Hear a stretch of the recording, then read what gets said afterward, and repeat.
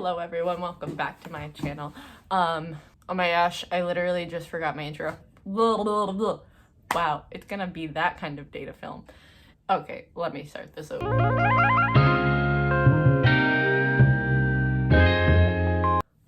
Hello everyone, welcome back to my channel. Before we get into today's video, I just want to remind you to like, comment, subscribe, do whatever it is you do if you want to see more LGBTQ plus content from this space right here. So, well, let's get started. So if there's noise in the background, it's because my roommates are cooking lunch or whatever time it is.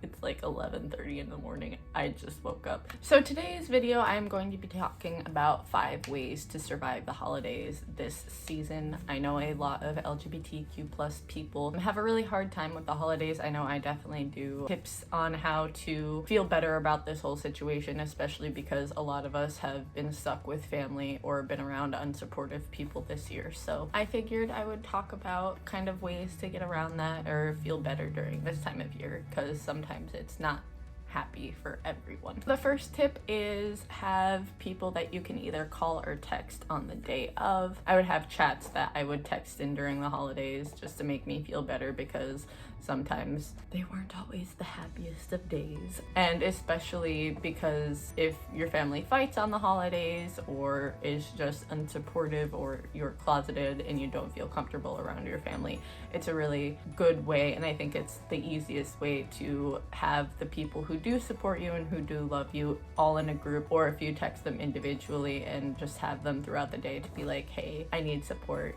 Hi. The second tip is that you can always have a Friendsgiving. I know that in 2020 it might feel a little guilty, or that you might feel like you can't have that, even if it's like a Zoom call or Skype or FaceTime, just something with the group of people that support you. That way you can actually be around the people who love and support you and care about you after the fact, or before, whichever, whenever you're planning on doing it. So the third tip is have an exit strategy. This is in case you get super uncomfortable. If something gets brought up and you're like, I cannot deal with this, at the very least, you can go to your room, or if you need to call a friend to come over and get you, it is completely fine to remove yourself from the situation if you do not feel comfortable. I think a lot of people see that as a bad thing, but I think it's the more mature thing to do. If you do not feel comfortable in a situation, just remove yourself entirely until you can get comfortable, and then come back and address it. Or if you don't want to address it, you don't have to. You don't owe anyone an explanation for your own feelings. Tip number 4 is that you can always have a day or two after to de-stress from the whole thing. I know that my family's holidays were always super stressful growing up. Not to the fault of my mom, it was mostly my dad that made it really stressful. I remember always wanting to just have a day to myself after to like decompress from all of the stuff that had just happened.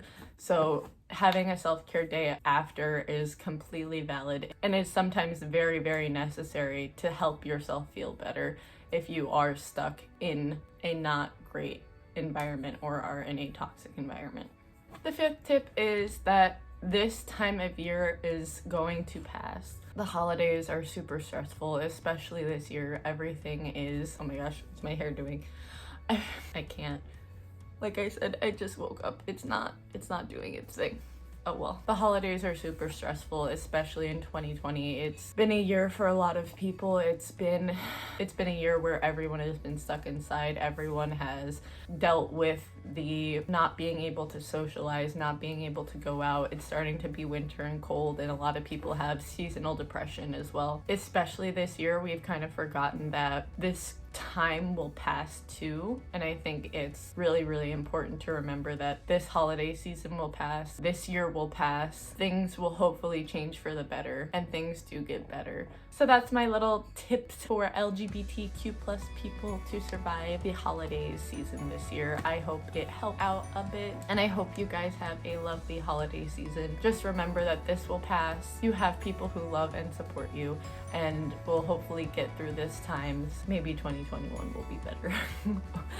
So that was my video for today. I hope you liked it. It was a short video. I hope it really helped someone out there. So